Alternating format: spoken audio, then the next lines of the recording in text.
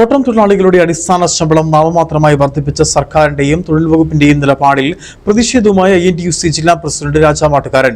നിലവിൽ 43 രൂപ വേതനവും 5 രൂപ പ്രത്യേക അലവൻസും ഉൾപ്പെടെ 48 രൂപ മാത്രമാണ് വർദ്ധിപ്പിച്ചത്.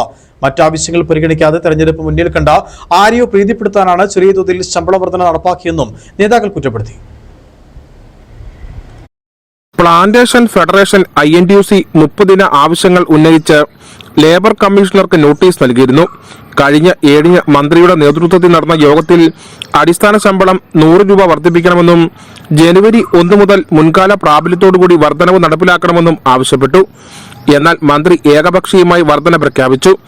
INTUC പ്രതിനിധികളായ PJ ജോയി, AK മണി, PR പ്രതാപൻ, PP അലി എന്നിവർ ഇതിനെ എതിർക്കുകയും വിയോജനം രേഖപ്പെടുത്തി ഒപ്പുവെക്കാതെ ഇറങ്ങിപ്പോവുകയും ചെയ്തിരുന്നു.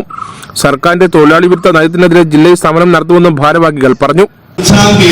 ഈ കഴിഞ്ഞ മാർച്ച് മാസം 5-ാം തീയതി നടന്ന PLC ചർച്ചയിൽ 25 രൂപ അടിസ്ഥാന ശമ്പളത്തിൽ വർധന വരുത്താമെന്ന് മാനേജ്മെന്റ് പ്രതിനിധികൾ പ്രഖ്യാപിക്കുകയും, എന്നാൽ ഇലക്ഷൻ തൊട്ടടുത്ത് വരുന്നു, അപ്പോൾ തൊഴിലാളിക്ക് എന്തെങ്കിലും ചെയ്യുമെന്ന് വരുത്തി തീർക്കാൻ വേണ്ടി 7-ാം തീയതി 5-ാം തീയതി PLC കൂടി, വീണ്ടും 7-ാം തീയതി PLC അടിയന്തരമായി തൊഴിൽ വിദ്യാഭ്യാസ വകുപ്പ് മന്ത്രിയുടെ സാന്നിധ്യത്തിൽ കൂടുകയും ആ കൂടിയ തീരുമാനത്തിൽ അടിസ്ഥാനത്തിൽ ചർച്ചകൾ പലതും നടക്കുകയും ഒരു തീരുമാനം ഉണ്ടാകാതെ വന്നപ്പോൾ മന്ത്രി ഏകപക്ഷീയമായിട്ടാണ്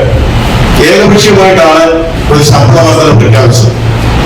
രണ്ടാമത്തെ ചർച്ചയാണ് PLC. വാർത്താ സമ്മേളനത്തിൽ ജില്ലാ പ്രസിഡന്റ് രാജാമാട്ടുകാരൻ, പ്ലാന്റേഷൻ ഫെഡറേഷൻ ജില്ലാ പ്രസിഡന്റ് G മുനിയാണ്ടി, INTUC ജില്ലാ general secretary Raju Baby, Nedumkandam regional president Santhosh Ambilivilasam, Kattappana മണ്ഡലം പ്രസിഡന്റ് പ്രശാന്ത് രാജു, M മുത്തുരാജ എന്നിവർ പങ്കെടുത്തു.